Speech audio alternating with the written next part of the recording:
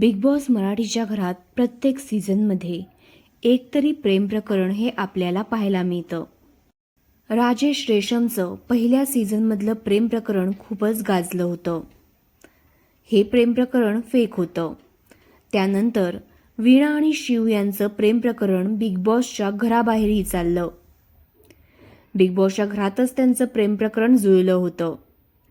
पण त्यांचं काही महिन्यानंतर ब्रेकअप झालं. अनेक कपल आपल्याला बिग बॉसच्या घरात पाहायला मिळाले. नुकतंच बिग बॉस मराठीच्या कट्ट्यावर रितेश भाऊंनी तन्वी आणि आयुषमध्ये नेमकं काय शिजतंय असं त्यांना विचारलं.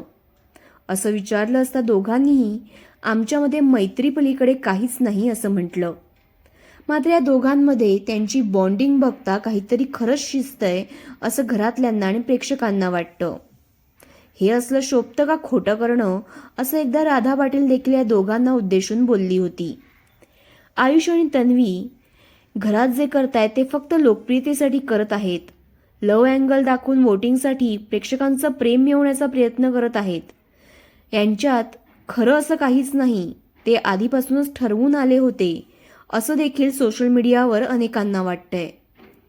सोशल मीडियावर या दोघांबद्दल वेगवेगळ्या प्रतिक्रिया उमटत आहेत. काहींना या दोघांची जोडी आवडते देखील आहे.